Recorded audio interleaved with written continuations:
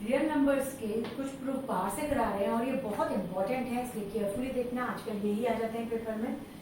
तो कहते हैं show that one and only one, इनमें से सिर्फ कोई एक ही हमेशा या तो n या n+2 या n+4 ही डिविजिबल होगा 3 से।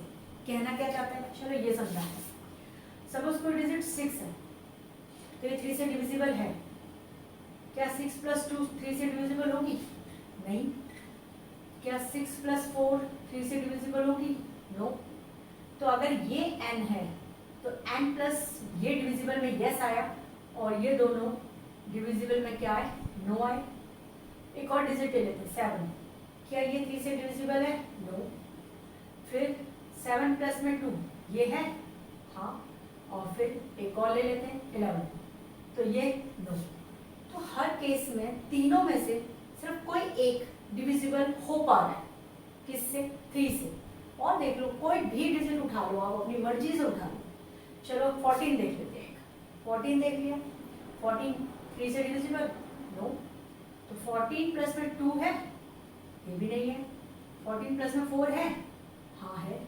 तो ऐसा कोई भी डिजिट देख लो और उसमें से देखना जो पहला, अगर इनमें तीनों में से कोई एक ही, और तीनों में से कोई ना कोई एक जरूर ही, ऐसा भी नहीं है कि एक भी ना हो, ऐसा भी हो जाए। कोई भी डिजिट 100 की रेंज में देखो, 1000 की रेंज में देखो, कुछ भी देखो। अगर तुमने 1000 माना है n को और वो 3 से नहीं जा रहा तो 1002 चला जाएगा या 1006 चला जाएगा। इनमें से कोई ना कोई जाएगा जरूर। तो उसने यही कहा है कि चेक, ये प्रूफ करो। जब हम ऐसे एग्जांपल देखें तो प्रूफ नहीं कर सकते, तो अनलिमिटेड एग्जांपल है। तो उसने कहा show that only one out of these is divisible by 3 where n is a positive integer, जहां n एक पॉजिटिव इंटीजर है।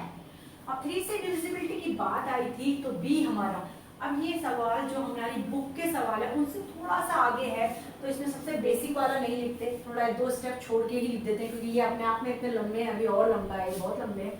तो इसलिए एक स्टेप छोड़ के लिख देते हैं। As we know that any positive integer is in the form of, कोई भी पॉजिटिव इंटीजर इसी फॉर्म में होता है, 3q + 1 और 3q + 2 की फॉर्म में होता है। ये हमें पता है, एज वी नो। हमें क्यों पता है? क्योंकि हमें पता है कि b का काम इस समय 3 कर रहा है, क्योंकि डिविजिबिलिटी 3 से चेक करनी है, और इसकी वजह से r0, r1 और r2 हो सकता है, इसलिए ये 3 इंटीजर होंगे। मगर 2 स्टेप कम करके हमने आगे से स्टार्ट किया है। तो अब जैसे अभी हमने नंबर लिया था, जैसे 6 ले लिया था, ऐसे अब हम 3 के सारे मल्टीपल को एक तरह से 3q कह सकते हैं। तो लेट फर्स्ट केस, तो हमने लेट किया कि n जो है, n पॉजिटिव इंटीजर है और n पहली बार में 3q है, तो ये डिविजिबल है। हाँ भाई, ये तो डिविजिबल है। तो इस समय n क्या है? डिविजिबल बाय 3, डिविजिबल बाय 3, तो डिविजिबल बाय 3 है।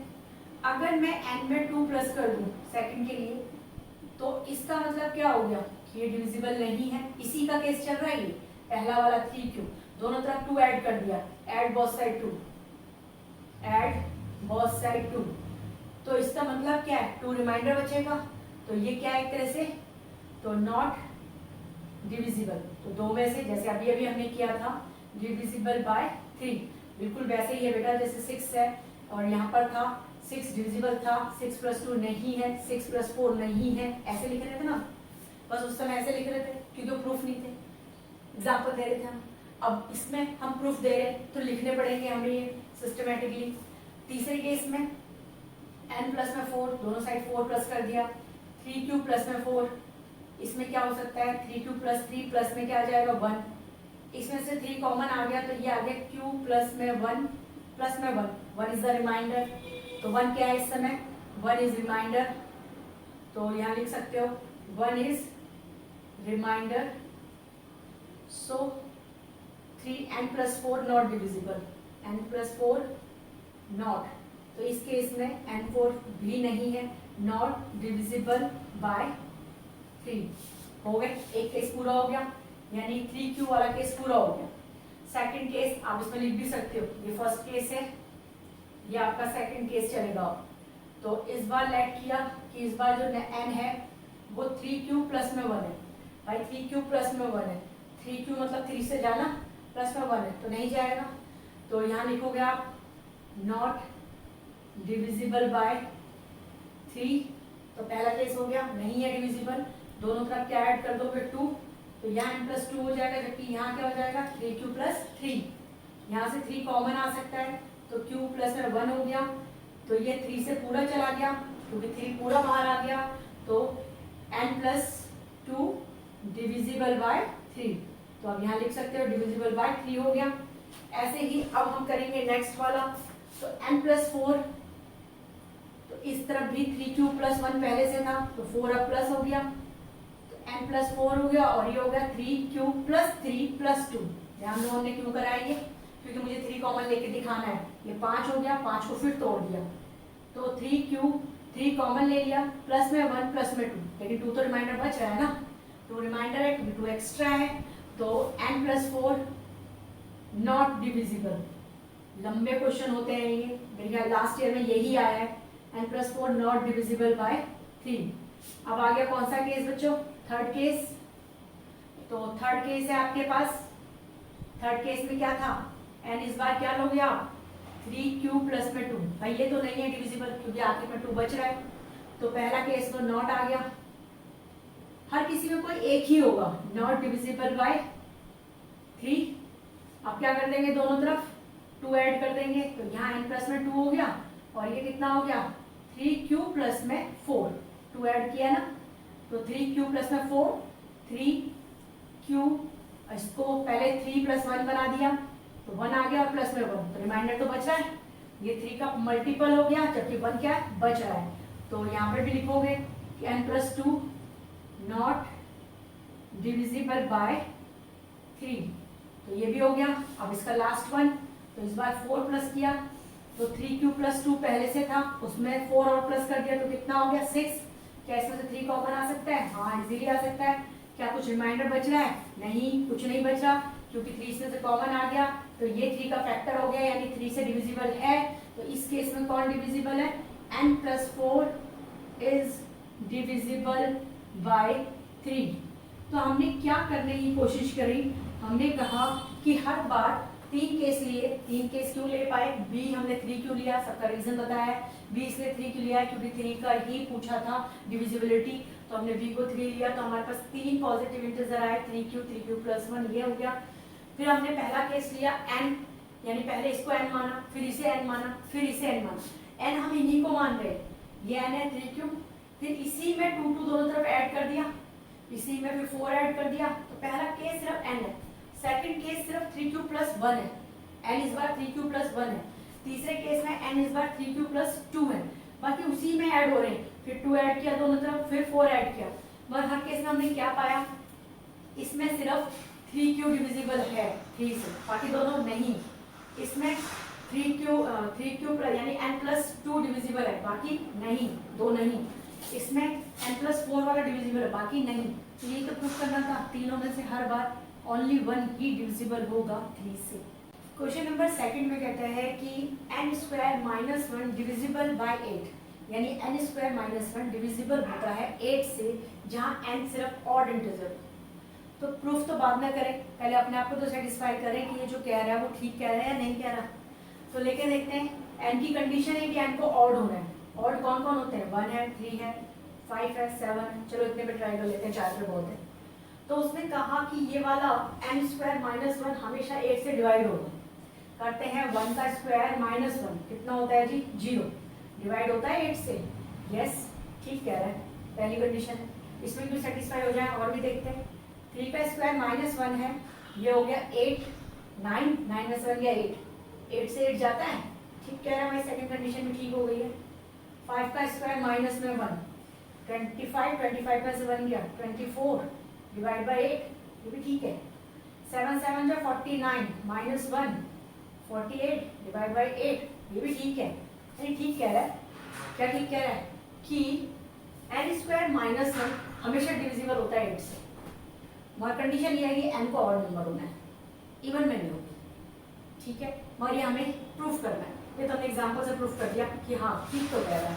अब ठीक तो कह रहा है के लिए हमें प्रूफ करना है, तो सबसे पहले तो मुझे ऑड नंबर ढूंढने पड़ेंगे, जैसे अभी ढूंढे हमने 1 3 5 7, ऑड नंबर ढूंढे ना, 1 3 5 7 ढूंढे, वैसे मुझे ऑड नंबर भी ढूंढने पड़ेंगे।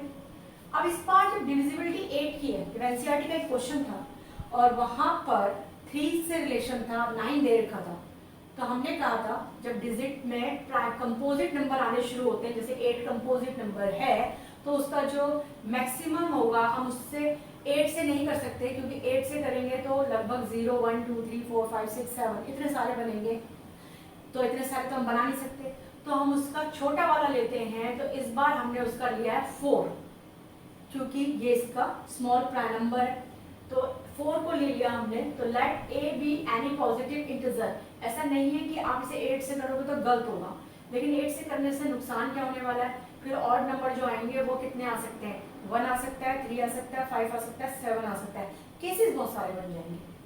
ठीक है, या तो मैं इससे 8 से ही कर देती हूँ, क्योंकि उतना बड़ा हो जाएगा जितना बड़ा अभी था, तो भी आपके लिए हो जाएगा। तो स्टार्ट करते हैं 4 से ही करना, कि let a be any positive integer है, एक पॉजिटिव इंटीजर है और बी 4 का काम कर रहा है इस बार, क्योंकि 4 इसी का मल्टीपल है, तो हम इसको छोटा लेने के चक्कर में 4 ले लिया। और बाय यूक्लिडियन डिवीजन लेमा के according a b q plus r होता है, बी 4 था तो 4 प्लस आर हो गया, और आर है 0 1 2 3, क्योंकि हमेशा बी से छोटा होता है आर।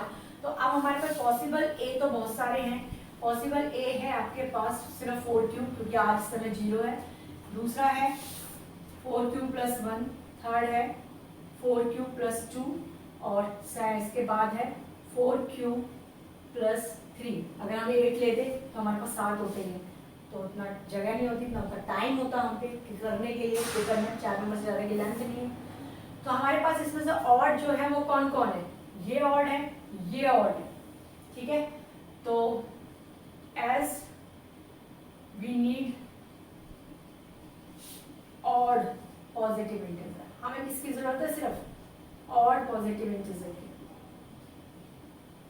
तो ऑड पॉजिटिव इंटीजर्स हैं आपके पास 4 क्यू प्लस 1, 4 क्यू प्लस 3। तो अब प्रूफ करने की कोशिश करते हैं। फर्स्ट केस, यानी 2 ही केस बनेंगे। फर्स्ट केस ए इक्वल है 4 क्यू प्लस में 1, ठीक, या हमने इसे एन हमने तो इसे ए मान लिया, मगर बुक ने हमें कहा था एन ले लो, तो हम भी एन ही ले लेते हैं, इससे इजी रहेगा। तो हम सब जगह क्या लिख रहे हैं, एन, क्योंकि उसने हमें क्वेश्चन में कहा है एन लेना है, मगर हमें आदत थी ए लेने की, तो इसलिए ए ले लिया था, तो एन ले लिया। अब क्या करना है, n का स्क्वायर -1, तो यानी 4 क्यू प्लस 1 का स्क्वायर -1, बिल्कुल वैसे ही करते हैं जैसे हम डिजिट करते हैं। इस लेके चलते हैं। अगर फर्स्ट केस में आपको दिया है n इक्वल है 4 क्यू प्लस 1, तो n का स्क्वायर -1 क्या हो जाएगा, 4 क्यू का स्क्वायर -1। अगर आप इसे आप खोलते हो तो कितना हो जाएगा, ये 16 क्यू स्क्वायर, 8 क्यू प्लस में 1 -1, ये तो हो गया स्क्वायर बी स्क्वायर 2ab, ये -1 पहले से था, कैंसिल। क्या इसमें से 8 कॉमन नहीं आ सकता, इजीली आ सकता है। तो आपके पास आ गया 2 क्यू स्क्वायर और क्यू, ये आ गया, जिसमें से आप कहोगे कि ये तो m है, कैसे लिखते हैं इसे, where 2 q square plus q equal किसके हो गया, m। तो 8 से डिविजिबल हो गया, तो ये भी 8 से डिविजिबल हो गया, प्रूफ यही करना था, 8 से डिविजिबल होगा। चलिए नेक्स्ट करते हैं सेकंड पार्ट। सेकंड पार्ट में लिखा है कि n किसके बराबर होगा इस बार, 4 क्यू प्लस 3 के। अगर n 4 क्यू प्लस 3 है तो n स्क्वायर -1 क्या होगा, 4 क्यू प्लस 3 का होल स्क्वायर -1। ओपन करोगे तो a का स्क्वायर, b का स्क्वायर, 2ab -1। अब देखो 9 में से 1 चला गया तो कितना आ गया, ये 8। अब पूरी लाइन में से 8 इजीली क्या हो सकता है, कॉमन आ सकता है, तो 8 कॉमन आ गया, तो ये बचा, तो ये भी सारा क्या होगा, m कहलाएगा, तो ये आ गया आपका m। तो आप यहाँ लिख सकते हो वेयर m इक्वल है 2 क्यू स्क्वायर प्लस में 3 क्यू। तो ये आपका फाइनल हो गया। तो हमने फाइनली प्रूफ कर दिया कि n स्क्वायर -1 हमेशा डिविजिबल होगा 8 के, बस कंडीशन ये है कि n एक ऑड नंबर होना चाहिए।